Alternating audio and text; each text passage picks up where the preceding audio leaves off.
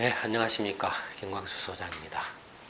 9월 동영상, 9월 제 세 번째 동영상, 중국 위안화 평가절하 문제에 대해서 말씀을 드려볼까 합니다. 전체 횟수로는 47회 동영상인데요. 다들 아시는 것처럼 최근에 중국 인민은행이 기습적으로 위안화 평가절하를 단행했죠. 그래서 그 평가절하가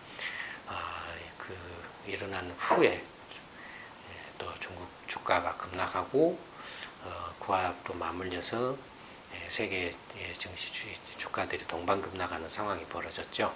그래서 평가 절하가 좀 비난을 받는 그런 이제 부분도 없지 않아 있는 것 같습니다. 네, 평가 절하 문제에 대해서 한번 이렇게 자세하게 한번 좀 살펴보기로 하겠습니다. 문제 이제 중국의 이제 위안화 환율이 어떻게 결정되는가를 간단하게 먼저 살펴볼 필요가 있습니다. 그래서 이제 위안화 환율 제도의 변천에 대해서 먼저 말씀을 드려보면, 2005년 7월에 중국의 위안화 환율 제도는 달러에 이렇게 고정된 고정환율제 패킹되었었죠. 고정환율제에서 관리변동 환율제로 바뀝니다. 그러니까 2005년 7월 이전에는 1달러당 8.27위안으로 딱 고정되어 있습니다.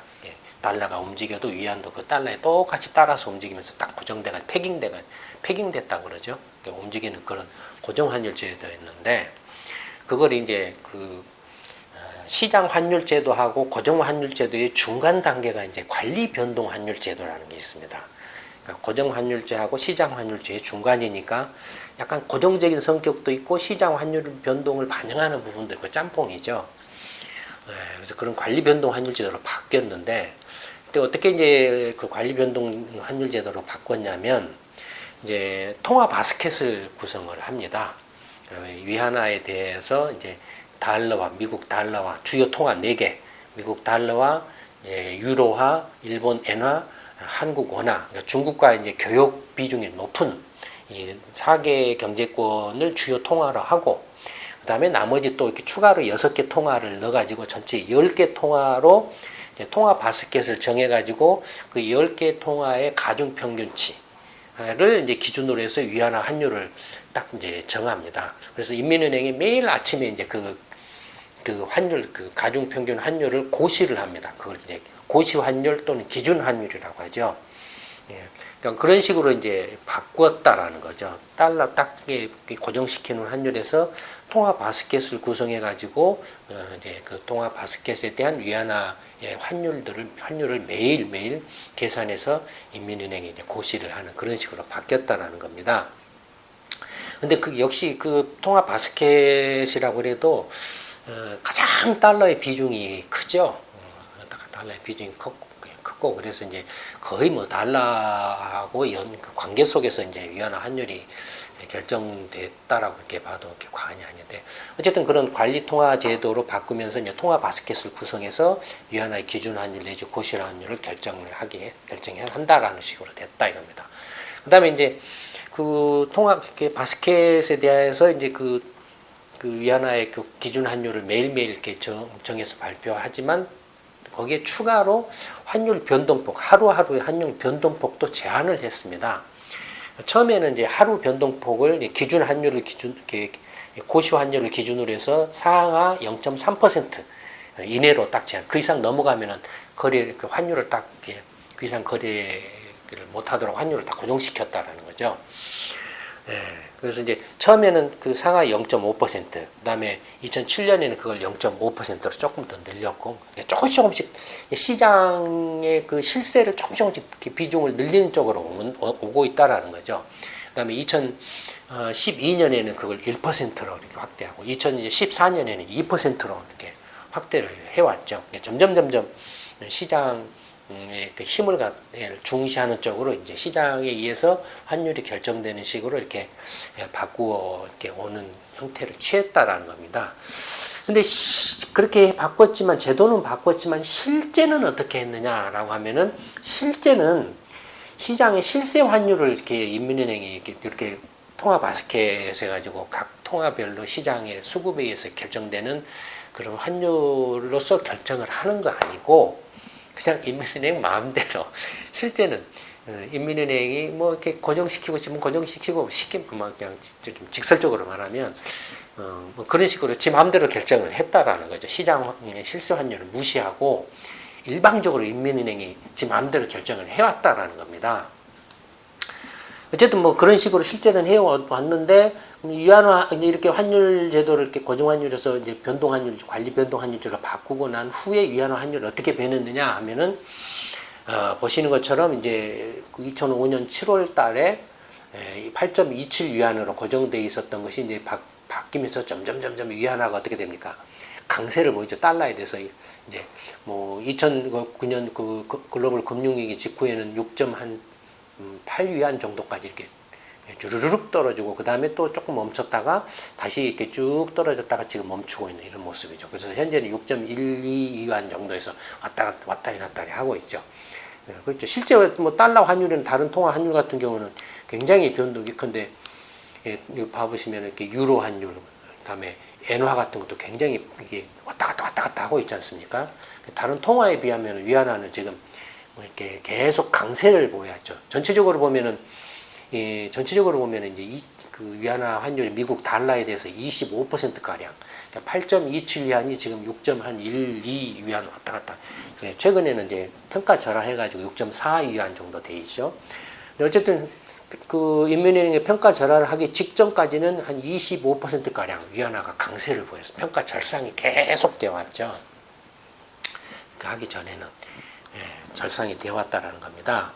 근데 이렇게 이제 평가 절상이 계속 되어 오다가, 그러니까 평가 절상 쭉 했다가 이제 조금 그 상황이 안 좋으면은 또 멈추고, 평가 절상을 했다가 또 멈추고 이런 모습을 보여왔는데, 갑자기 이제 인민은행이 며칠 지난주에 이제 위안화 평가 절상을 이렇게 갑자기 단행을 했다 이겁니다. 8월 11일 이제 기준환율 설정 이렇게 단행하면서 뭐라고 발표를 했냐면은, 이제 관리 그 변동환율제도 통화 바스켓 있지 않습니까? 그 기준환율 설정 방식을 변경하겠다라고 이렇게 발표를 했습니다. 뭐 어떻게 변경을 하느냐? 앞에서 말씀드렸던 것처럼 인민은행이 지 마음대로 결정했던 방식을 이제 진짜로 이렇게 그 바스켓 환율을 제대로 반영해가지고, 반영해가지고 시장 실세에 맞도록 조금 이제 하겠다라고 이렇게 변경을 발표를 했다라는 거죠. 그 인민은행이 갑자기 이렇게 평가 절하를 단행한 배경이 뭐냐? 크게 이제 그 네 가지를 들었습니다. 이미 이거에 대해서는 경제 단신에서 자세하게 설명을 했죠. 좀 더 자세하게 이제 좀 알고 싶으신 분들은 경제 단신을 참조를 하시면 됩니다. 이제 배경을 보면 첫째는 수출 촉진, 두 번째는 미국, 유로, 그다음에 유럽, 일본 이런 선진국들이 2008년 글로벌 금융위기 이후에 경기를 살린다라고 해가지고 어마어마한 양적 통화학 대책, 이른바 금융 완화책을 이제 이렇게 계속 대규모로 이렇게 천문학적으로 시행을 해왔다라는 거죠. 그로 인해서 아까 보셨던 것처럼 위안화가 이제 좀 이렇게 일방적으로 다른 통화에 대해서 단독 강세를 계속 보여왔다라는 겁니다. 그래서 다른 어떤 미국이나 유럽, 특히 이제 최근에는 유럽권이나 일본 은행이나 유럽 중앙은행이 또 QE 정책을 확대를 하고 있는데 거기에 대해서 또 견제를 하는 그런 의미도 이렇게 좀 있다라는 거죠. 세 번째는 이제 시장, 아까 말씀드린 시장의 실세 환율하고 인민은행이 맘대로 정하는 기준 환율 간의 괴리가 커져가지고 더 이상 이 괴리를 계속 유지하기는 조금 어렵다라고 판단을 해서 그 괴리를 이제 줄이려고 이렇게 갑자기 평가 절하를 했다라는 거죠. 네 번째로는 이제 국제통화기금 IMF의 위안화 SDR 편입을 시키려고 한다는 거죠. 지금 이제 그 중국 경제가 굉장히 커져가지고 미국 다음으로 이제 세계 두 번째 경제 규모로 커져갔는데도 불구하고 지금 IMF에서 중국의 어떤 발언권이나 위상이나 그 다음에 이제 기축통화가 있는데 기축통화로 아직도 이렇게 지금 인정을 못 받고 있다 이겁니다. 그래서 그것과 관련해서 IMF하고 중국 정부가 지금 협상을 계속 해오고 있는데 이제 그 위안화를 IMF 그 SDR의 기축 통화로 편입을 하려면은 위안화를 시장 환율에 맡겨서 이렇게 시장 환율 누구든지 자유롭게 거래하고 시장 환율에 따라서 결정될 수 있도록 할 필요가 있다 이겁니다. 그걸 위한 준비 작업으로 이렇게 이제 시장 환율 시장의 실세 환율을 반영하는 식으로 바꾸겠다라고 했다라는 거죠. 그래서 이제 평가 절하가 일어났다라는 이 네 가지를 들을 수가 있습니다. 하나하나를 자세하게 살펴보면 이제 수출 촉진입니다. 다들 아시는 것처럼 중국 경제는 지금 2012년부터 성장률이 계속 이제 둔화되고 있죠. 경제 구조 변화, 수출 위주, 외수 위주 또는 조립 가공형 위주의 그 양적 성장에서 내수 투자 내지는 소비 위주의 질적 성장으로 이렇게 구조적인 전환을 해야 되는 상황에 이렇게 직면해 있습니다. 그런 구조적인 전환으로 해서 이제 산업 구조 전환을 하다 보니까 성장률이 둔화될 수밖에 없고 거기에 이제 부동산 투기 거품이 맞물려서 그것이 꺼지면서 이제 경제가 한층 더 좀 이렇게 가라앉고 거기에다가 또 이제 최근에는 다들 아시는 것처럼 이제 주가 거품이 이제 바바박 일어났다가 훅 꺼지면서 오는 충격 이런 것들이 이제 중국 경제가 지금 최근에 들어와서 상황이 급속도로 이렇게 안 좋아지는 그런 모습을 보였다라는 거죠. 그래서 그걸 조금 이제 좀 부양하기 위해서 경기를 부양하기 위해서 이제 그 일환으로 위안화를 이렇게 절하시켜 가지고 수출을 좀 늘리자라는 그래서 좀 이렇게 경기 둔화를 좀 이렇게 막자라는 것. 그런 취지에서 했다라는 겁니다. 참고로 중국의 상품의 수출 입출을 보시면 어쨌든 2000년부터 이렇게 굉장히 가파르게 이렇게 쭉 늘어왔다가 2013년, 14년, 그다음 특히 작년 2013년도 수출이 멈췄죠, 증가가. 수출 증가가 멈추고 수입도 증가가 2013년부터 이제 멈추는 모습을 보이고 특히 2014년에 수입은 급감을 하고 있죠. 왜 급감을 했습니까? 중국은 에너지 대규모 수입 국가죠. 유가가 급락해서 그 여파로 이제 수입이 이렇게 급감을 한 겁니다. 수출도 멈추고 올해는 수출이 오히려 마이너스를 기록할 가능성이 높습니다. 중국이.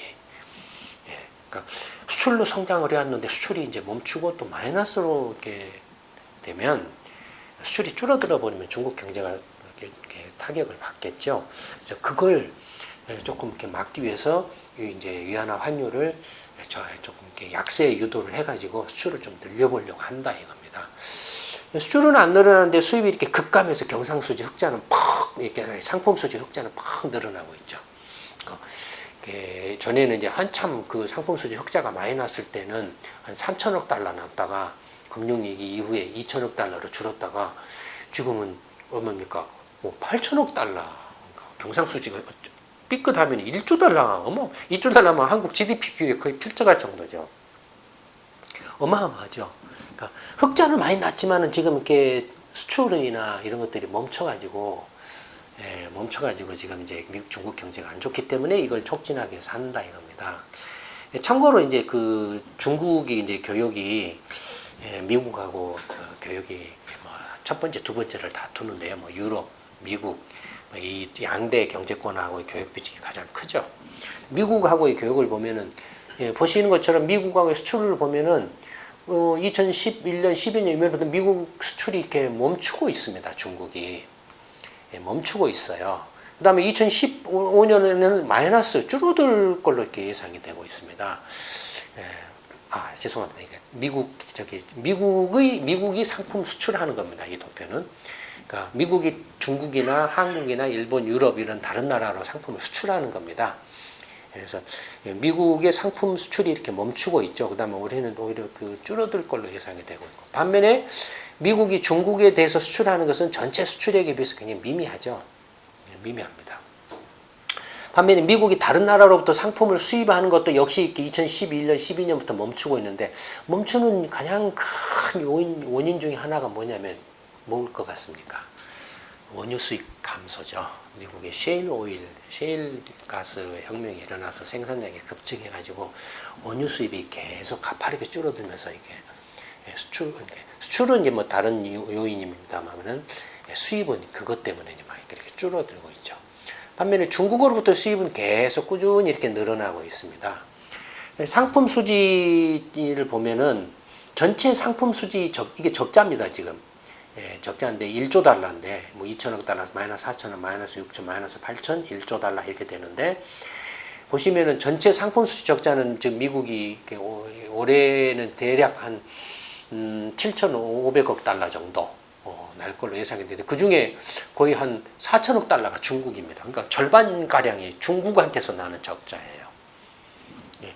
중국에 대해서 이렇게 중국으로부터 수입하는 것은 미국이 한 5천억 달러를 수입하는데 중국에 대해서 수출을 하는 것은 한 1,000억 달러밖에 안 된다 이거예요. 그래서 이제 미국 입장에서 보면 중국에 계속 압력을 가하죠. 이렇게 무역 불균형이 제일로 큰 나라이기 때문에 중국에 대해서 그래서 이제 달러에 대해서 위안화를 계속 절상을 해라. 위안화가 저평가돼 있다. 그래서 6위안, 5.5위안, 5위안 이렇게 계속 강세를 유도를 해야 된다라고 미국은 주장하고 있는 거예요. 이게 미국 입장에서는 그럴 수밖에 없잖아요. 근데 어쨌든 지금 이렇게 이제 이런 요인이 위안화의 이제 평가절하, 중국 입장에서 봤을 때 평가절하 요인 중에 하나고 그다음에 그 달러에 대해서는 그런데 보시는 것처럼 이 달러에 대해서는 위안화가 계속 강세를 아까 보셨던 것처럼 미국에 대해서는 계속 흑자를 이렇게 보였기 때문에 강세를 보였는데 문제는 뭐냐면은 이제 2014년부터 보면은 위안화가 다른 주요 통화에 대해서 어떤 모양이냐 하는 거죠. 위안화를 기준으로 했을 때 1위안당 예를 들어서 금융위기 전에는 0.1유로였습니다. 1위안당 0.1유로였는데 이게 이제 위안화가 이렇게 쭉 어떻습니까? 1위안당 0.2유로까지 위안화가 강세를 보였죠. 20% 강세를 보인 거예요. 2014년 초까지만 해도 1위안당 0.12유로였습니다. 근데 이게 이제 2014년부터 막 올라가지고 15%는 올라서 0.14유로를 넘어갔어요. 왜 2014년부터 이렇게 갑자기 그 위안화가 유로에 대해서 강세를 보였을까요? 그건 뭐냐면 2014년부터 유럽 중앙은행이 또 그 양적 확대책을 강화를 합니다. 양적 확대책을 그때부터 강화를 하고 그 다음에 올해 들어서는 매월 650억 유로씩 1년 반 동안 계속 또 이렇게 QE 정책을 하겠다라고 발표를 하죠.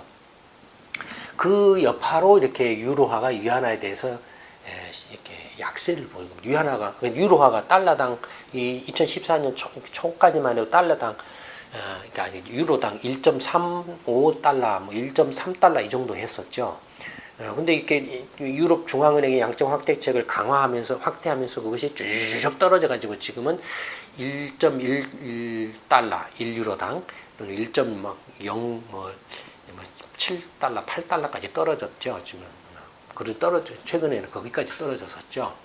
그러니까 유로화가 이렇게 약세를 쭉 보이니까 거의 달러하고 사실상 붙어서 이렇게 왔던 위안화도 유로화에 대해서 이렇게 강세를 보였다라는 거죠. 그다음에 일본 엔화 같은 경우도 보면 2013년부터 푹 뛰었죠.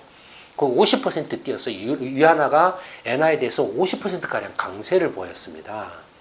근데 보시면은 2013년부터 이렇게 강세를 보인 건 다들 아시는 것처럼 일본이 이때 아베노믹스가 이제 추진이 됐죠. 그 여파죠. 그러니까 일본은행이 막 또 양적 확대책을 강화해가지고 엔화를 찍어내서 엔화 약세를 유도를 했죠. 그러니까 달러당 80엔 정도 하던 것이 100엔, 110엔, 120엔, 125엔까지 주주쭉 온 거예요. 2014년에도 또 이렇게 두 차례에 걸쳐서 뛰었죠. 2012년 후반하고 2014년 또 후반에 이때 아베노믹스 1차 양적 확대, 아베노믹스 2차 양적 확대 2014년 후반에 했죠. 2014년 후부터 위안화가 또 엔화에 대해서 25%나 강세를 보이는 거예요. 그러니까 위안화가 달러에 대해서도 계속 강세를 보이고 이제 유로화나 엔화에 대해서는 보시는 것처럼 이렇게 강세를 보였지만은 금융위기 이후에 그래도 일정 수준을 유지를 해왔는데 일본 은행하고 유럽 중앙은행이 양적 확대책을 시행하면서 위안화가 유로하고 엔화에 대해서 막 이렇게 올라서 강세를 보였다. 그러니까 중국이 수출 상품의 가격이 적어도 유로에 대해서는 한 15%, 일본에 대해서는 25% 더 올라갈 수밖에 없었다 이거죠. 한국 원화에 대해서도 사실은 한 15% 강세를 보였어요. 2014년부터. 이렇게 위안당 한 160, 한 2, 3원 정도, 2, 3원 정도 하는 것이 180원을 넘어갔으니까 전체적으로 한 이렇게 강세를 보였죠. 특히 그 원화가 금융위기 전에는 1위안당 120원 정도 하던 것이 160, 70원으로 팍 뛰어버렸죠. 중국에서 중국 수출이 팍 늘어났죠. 중국에 수출하면 위안화로 이렇게 수출해서 위안화로 벌면은 한 차익이 굉장히 많이 났죠. 한국 경우에. 원화도 이렇게 굉장히 위안화의 그 강세에 압박을 가한 그런 요인이 됐다 이겁니다. 그러니까 주요 이렇게 통화들이 전부 위안화에 대해서 인위적으로 양적 확대 체계다 뭐다 해가지고 약세 유도를 해서 상대적으로 위안화가 강세를 보였다. 그래서 중국의 수출이 위축될 수밖에 없었다라고 생각을 한다 이거예요. 그래서 이제 그걸 여기에 대항하기 위해서 이제 위안화를 여기에 대항하기 위해서 위안화 평가 절하를 인민은행에 단행을 했다 이겁니다. 그러니까 일본이 아베노믹스를 하고 유럽 중앙은행의 QE를 이렇게 다시 재개를 하면서 엔화와 유로화가 약세를 보이니까 중국 입장에서는 수출이 이렇게 침체될 수밖에 없다. 그래서 평가 절하를 통해서 일본이나 유럽에 대해서 경고하는 메시지를 던진 거나 마찬가지죠. 니들 계속 그렇게 양적 확대 체계에서 인위적으로 유로화나 엔화 약세 유도하면 우리 계속 평가 절하한다 라고 이렇게 경고를 던지는 그런 의미도 담고 있죠. 그러니 무리수를 계속 두지 말아라. 이게 자기 엔화나 유로화 이렇게 환율 약세 유도하지 말아라. 뭐 그런 것들을 담고 있죠. 여기에 대해서 이제 뭐 특히 일본 언론들이나 유럽이나 일부 외신이나 일부 유럽이나 미국 쪽에서는 비난을 하죠. 중국 정부가 인위적으로 중국 인민은행이 이렇게 평가 절하를 이렇게 인위적으로 해서 혼란을 야기하고 있다라고 비난을 하죠. 근데 그건 거의 설득력이 없어요.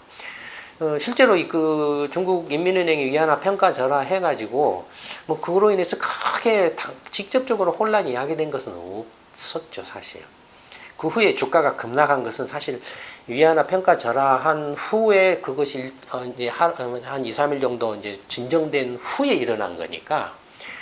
그 다음에 평가 절하 폭도 한 3% 내지 4% 정도밖에 안 됩니다. 미미해요. 미미해요. 다만 그것이 이제 뭐 심리적으로 충격을 줬네 마네 뭐 이런 소리를 하지만 이게 실제적으로 위안화 평가 절하한 것이 이렇게 어떤 그 큰 충격을 준 건 아닙니다.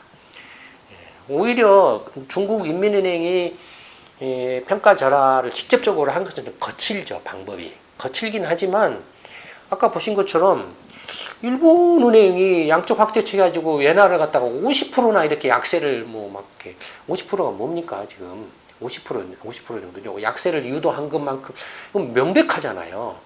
완전히 깡패짓이죠 이런 건. 이게 역으로도 비난을 받아야 되죠. 유로화도 마찬가지고. 인위적으로 이렇게 환율 약세를 이렇게 한 거 똑같죠. 오히려 이게 더 깡패짓이죠. 그러니까 설득력이 조금 떨어진다. 인민은행 위안화 평가 절하한 것에 대해서 비판을 하거나 비난한 것은 좀 설득력이 떨어진다 이겁니다. 그다음에 세 번째는 이렇게 시장 환율하고 기준 환율 간의 괴리가 커져서 이걸 계속 방치할 수 없었기 때문에 부득이 뭐 또 인민은행이 위안화 평가 절하를 했다라고 이렇게 이제 주장을 하고 있죠. 뭐 그런 부분도 있어요. 실제로 이제 그 시장에서 실제로 위안화 환율이 좀 과대평가된 면이 없잖아 있습니다. 그렇게 주장할 만한 그런 아까 부분들이 있어요. 보신 것처럼 아까 이런 것 이렇게 좀 위안화가 실제보다도 과대평가돼서 지나치게 고평가돼 그런 요인들이 있을 수 있다 이거예요. 그래서 그런 것들을 이제 좀 시정하기 위해서 이렇게 기준 환율을 조정을 했다라고 이렇게 이제 또 이제 시장의 실세 환율을 반영하기 위해서 처음부터 그냥 시장 환율로 딱 가면은 충격이 크니까 조금 이렇게 중간 단계로 일시적으로 인민은행이 그 시장 실세 환율을 고려해가지고 절하를 좀 시키고 나중에 점점 그걸 이제 인민은행이 기준 환율을 고시할 때 시장 환율을 기준으로 고시를 하는 식으로 이렇게 바꿔간다. 뭐 이런 내식이죠. 예를 들어서 이제 그 실효 환율이라는 게 있습니다. 실효 환율이라는 게 뭐냐면 이제 미국 달러 같으면은 미국이 일본, 유럽, 한국, 중국 뭐 세계 여러 나라들하고 교역을 하지 않습니까? 상품이나 서비스 같은 것들을 이제 주고받고 하죠. 수출하고 수입을 하죠. 그 교역액을 가중치로 해서 이제 가중 평균 환율입니다. 세계 여러 나라들하고의 달러하고의 그 환율들 있지 않습니까? 그 여러 환율들의 교역 가중치, 가중 환율입니다. 그게 실효 환율이에요. 실효 환율은 이제 예를 들어서 미국이 뭐 이제 일본하고 이렇게 상품 수지가 이제 수출하고 수입이 딱 일치했다. 그래서 적자가 없다. 적자도 없고 흑자도 없다라고 하면 그게 균형 상태겠죠. 뭐 그때의 그 균형 상태의 환율을 기준으로 해가지고 이제 그걸 기준으로 해서 환율이 이렇게 변동하면 과대평가됐다, 과소평가됐다 이렇게 판단할 수 있다 이거예요. 그런데 그 기준 환율을 이렇게 잡는 게 이제 그게 실효 환율 면에서 보면은 이제 뭐 미국이 세계 여러 나라들하고 상품 이게 교역을 했는데 그 교역 상품 수지나 서비스 수지가 이렇게 똔똔이었다. 라고 하면 그때 실효 환율 수준이 균형 환율 수준이 되죠. 근데 그걸 파악하기가 힘들어요. 미국은 만성적으로 적자 국가고, 그러니까 그 균형 환율을 찾기가 힘들어요. 그래서 실효 환율은 어떻게 보통 이용을 하냐면 추세로 봤을 때, 추세적으로 봤을 때에 비해서 어떤 일정 기간의 그 추세선에 비해서 높으면은 이건 좀 과대평가됐을 가능성이 높다. 낮으면은 과소평가됐을 가능성이 높다. 또는 추세선에 비해서 이건 강세를 보이고 있다. 약세를 보이고 있다. 이렇게 본다 이겁니다. 그런데 실효 환율을 쓴다 이겁니다. 그러면 미국 환율 같은 경우를 보면은 이제 2008년 글로벌 금융 위기 이후에 그 실효 환율이 100선에서 이렇게 이제 100 정도에서 이렇게 이렇게 추이를 하다가 2014년부터 푹 뛰었다 이거예요. 그러니까 말하자면 미국의 달러가 실효 환율이라는 면에서 보면은 강세를 보였다 이겁니다. 왜 2014년부터 푹 뛰었느냐? 10% 정도 강세를 보였는데 뭡니까? 그건 FRB가 금리 인상을 한다 하면서 달러가 강세를 보였죠. 그걸 반영한 겁니다, 지금. 그걸 반영한 거예요. 그래서 달러 단독 강세가 10% 정도 있었다. 그러니까 지금 달러는 그 추세적으로 보면은 10% 조금 이렇게 강세가 일어났기 때문에 만약에 앞으로 조정이 일어난다라고 하면 10% 약세를 달러가 여러 주요 통화들에서 떨어질 가능성이 있다 이겁니다. 반면에 중국 위안화 같은 경우를 보시면 금융위기 이후에 100을 기준으로 왔다 갔다 하다가 이렇게 강세가 계속 진행된 2012년부터 이렇게 강세가 이렇게 하면서 특히 2014년에 벙 뛰죠. 한 10%푹 뜁니다. 위안화가. 이게 푹 뛴 이유가 뭡니까? 보신 것처럼 달러 강세도 있고 아까 앞에서 보셨던 유로하고 엔화가 약세를 보이는 바람에 위안화가 상대적으로 강세가 돼버린 거죠. 그걸 반영을 하고 있는 겁니다. 위안화는 사실 지금 2011년까지의 그 환율을 기준으로 했을 때 실효 환율 면에서 보면 지금 30%가량 강세를 보인 상태입니다. 한 3, 4년 동안에 30%가량 위안화는 강세를 보여온 거예요.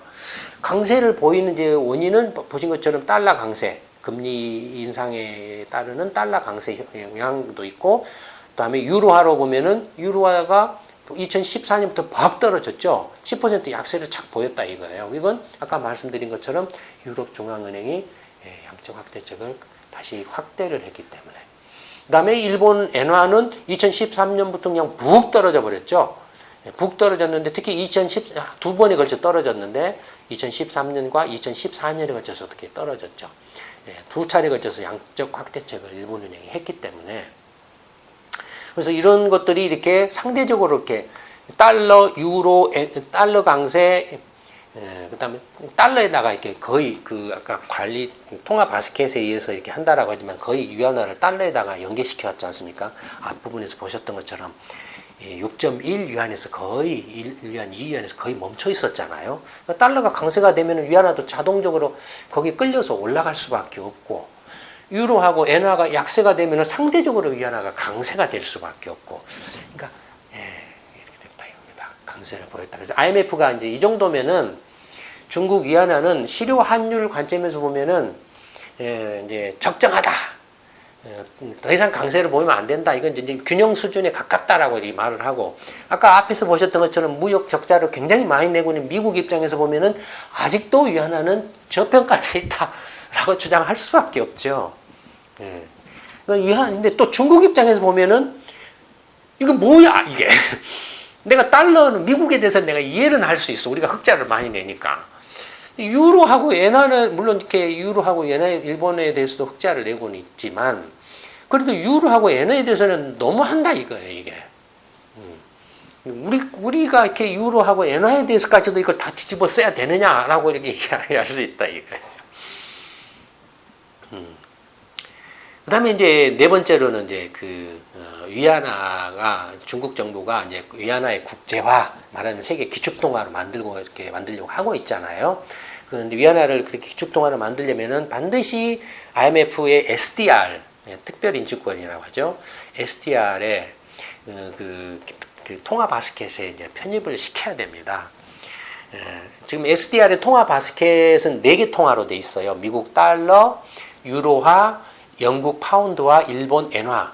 이 4개의 이제 기축통화로 되어 있습니다.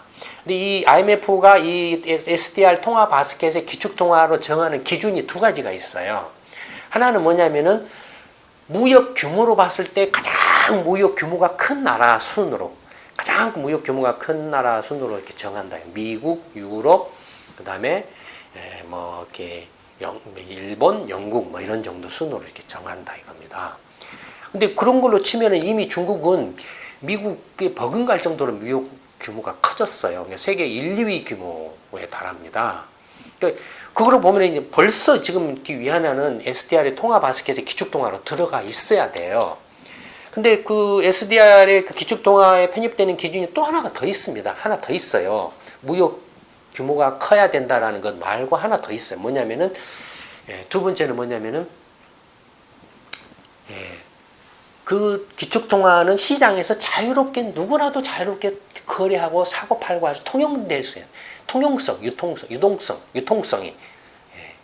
유동성이 커야 된다 이거예요. 자유롭게 사고 팔 수 있도록 보장이 되어야 된다 이겁니다.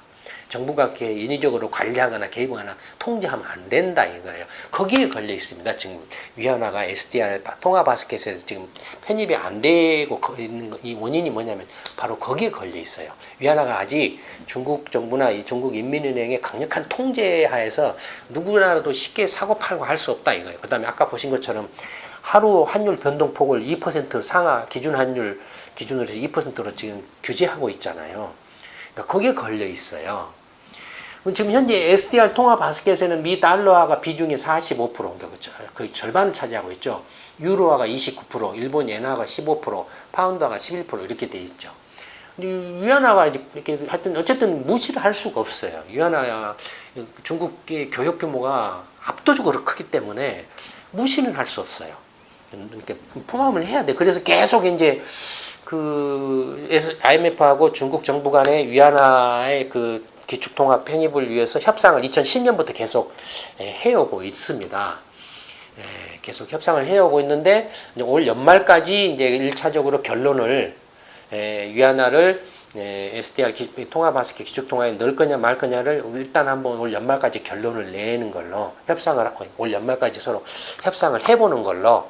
근데 거의 조금 이렇게 현재로서는 좀 힘들지 않을까 싶은데 어쨌든 지금 중국 정부 입장에서는 올 연말 안에 그 결판을 내려고 이제 위안화 환율을 중국 인민은행이 이제 고시하는 방식을 시장 이제 누구든지 자유롭게 사고 팔 수 있도록 이렇게 시장의 실세에 맡기는 식으로 이렇게 바꿔간다라는 제스처를 보인 거죠.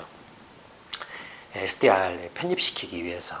그럼 SDR에 그 위안화가 이렇게 편입돼서 기축통화가 되면 어떤 게 효과가 있느냐라는 거죠. 당연히 이제 외환 보유 부담이 줄어들죠. 지금 벌써 중국은 달러 보유액이 뭐 3조 6천억 달러를 넘고 있잖아요. 왜 남은 나라 돈을 그렇게 어마어마하게 가질 필요가 없어요. 위안화 자체가 이미 국제 기축통화가 돼가지고 달러처럼 막 다른 나라들이 위안화를 외환 보유고는 막 보유하고 무역하고 수출입할 때 그 결제 통화로 쓰고 하면은 굳이 중국이 뭐 달러를 많이 사가지고 막 쌓아둘 필요가 없어요. 그 자체로 독자적으로 이렇게 자기 통화 정책을 위안화를 중립 기반으로 해서 통화 정책을 펼치고 하면은 세계 경제를 리드해 갈 수 있거든요. 그러니까 그걸 이제 원하는 거고 이제 뭐 바라는 거죠, 중국 정부가. SDR에 기축통화되면 그런 게 있다 이겁니다. 지금 현재 SDR의 이제 쿼터 지분은 의결권인데 미국이 한 17, 8%, 유로권 19개 나라가 23%, 일본이 6.5%, 영국이 4.5%, 되게 쿼터 지분에 비례해서 의결권이 주어지는데 거기에 비해서 경제 규모로 보면은 지금 세계 위 대국인데 중국의 그 SDR의 그 쿼터 지분은 4%밖에 안 돼요.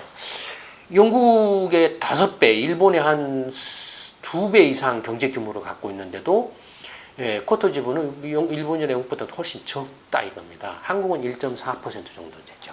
그러니까 이런 것들이 지금 IMF 개혁의 핵심 사항 중에 하나입니다. 이제 중국을 비롯해서 브라질이라든지는 신흥 경제국 규모가 커졌는데 그런 중국을 비롯한 신흥 경제국들이 쿼터 지분이 IMF 내에서 굉장히 옛날 기준으로 2009년 기준으로 이렇게 정했기 때문에 5년마다 한 번씩 이제 갱신하는데 2009년에 했으니까 이제 올해 이제 그 연말까지 그걸 다시 이제 재조정을 하는 거지. 쿼터 조정하는데 이게 IMF 개혁의 핵심 쟁점 사항 중에 하나입니다. 그다음에 이제 그 중국 정부가 아까 이제 마지막으로 위안화 평가 절하를 했다라고 하면 그것이 미치는 영향은 어떠냐?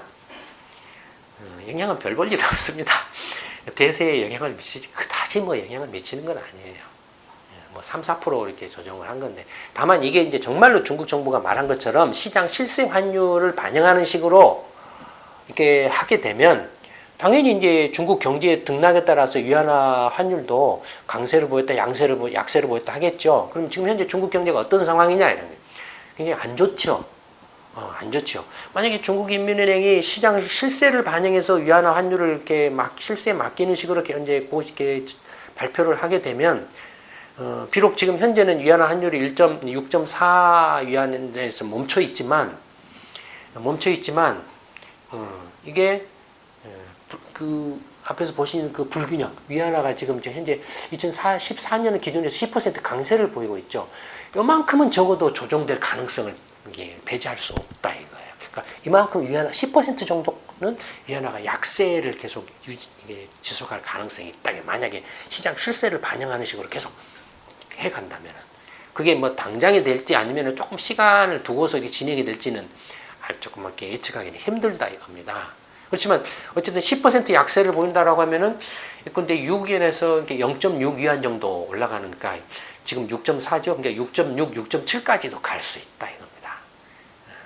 이런 것이 이제 예를 들어서 그렇게 됐을 때 경우에 한국이 중국 수출에 영향이 온다. 왜냐면 위안화가 약세니까 한국이 중국 수출 이제 가격이 올라가겠죠.